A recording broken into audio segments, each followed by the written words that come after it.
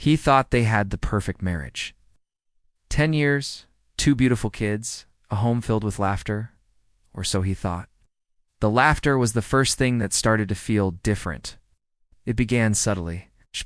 His wife, Clara, would be scrolling on her phone, a small, private smile playing on her lips.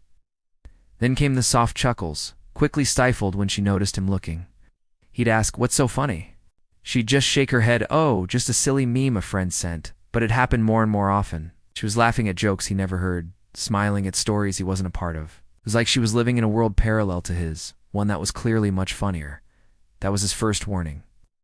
A tiny crack in the foundation of what he believed to be a solid, unshakable partnership. He tried to ignore it, telling himself he was being paranoid.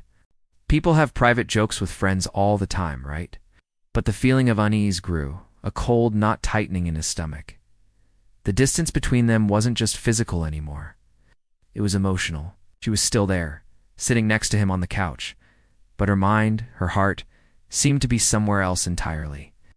He missed the way she used to share everything with him, the way her eyes would light up when she told him about her day. Now, her day was a closed book, and he was left guessing at the contents.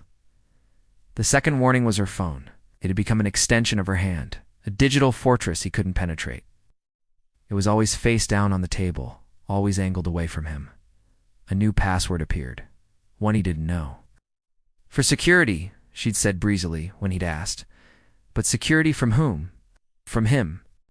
Late at night, the soft glow of her screen would illuminate her face as she typed furiously, that same private smile returning. The gentle tap-tap-tap of her fingers became the soundtrack to his sleepless nights. He'd lie there, pretending to be asleep, his heart pounding a frantic rhythm against his ribs. Who was she talking to? What were they saying that brought that particular smile to her face, the one he used to be the cause of? He started noticing other changes, too. She began taking more care with her appearance. New clothes, new hairstyles, a sudden interest in hitting the gym at odd hours. "I just want to feel good about myself," she'd explain, and he'd want to believe her. He'd even complimented her, telling her how great she looked. But the compliments felt hollow, because he knew, deep down, this transformation wasn't for him.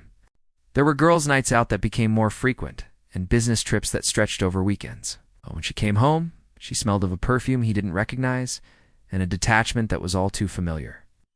The excuses became more elaborate, the stories less believable. A late meeting, a friend in crisis, a traffic jam that somehow only affected her route home. He felt like a detective in his own life, piecing together clues that all pointed to a conclusion he was terrified to face.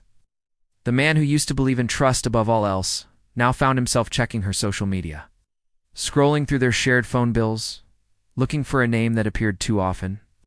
He hated the person he was becoming, suspicious, anxious, insecure, but he hated the unknown even more.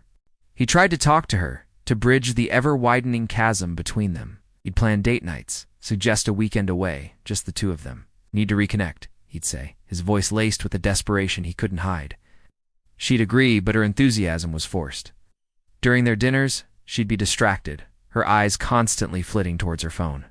The conversation would be stilted, filled with awkward silences that screamed louder than any argument could. He was talking to a ghost, a beautiful, smiling ghost of the woman he married. He realized he wasn't just losing his wife. He was losing his best friend. The breaking point came on a Tuesday. It was ordinary, unremarkable, which made the discovery all the more jarring. She was in the shower, and her phone, for once, was left on the bedside table. It buzzed, and then buzzed again. He told himself not to look. It was an invasion of privacy, a line he swore he wouldn't cross. But a decade of shared life, of whispered secrets and unwavering trust, had been eroded by months of doubt and suspicion. His hand moved of its own accord. He picked it up. The screen lit up with a notification from a name he didn't know. Mark. The message was simple, yet it shattered his world into a million pieces. Couldn't stop thinking about last night. You were incredible. He stood there, frozen, the phone feeling like a block of ice in his hand. The sound of the shower, which had been background noise just moments before, was now deafening. Every drop of water felt like a hammer blow against his sanity. Last night, she had told him she was at a work dinner. Incredible. The word echoed in the silent room, mocking him. The private smiles, the secret laughter, the late night texting, it all clicked into place. It wasn't a meme. It wasn't a friend. It was Mark. He heard the water shut off. Panic seized him. Quickly, put the phone back where he found it, exactly as it was. He retreated to the living room, his body moving on autopilot. He sank into the armchair, his mind a whirlwind of betrayal and pain. When Clara came out, wrapped in a towel, humming a cheerful tune, he couldn't even look at her. "Morning, sleepyhead," she said, kissing the top of his head. The gesture, once a source of comfort, now felt like poison. He didn't respond. "Everything okay?" she asked, her voice laced with a synthetic concern. I finally looked at her. He saw a stranger.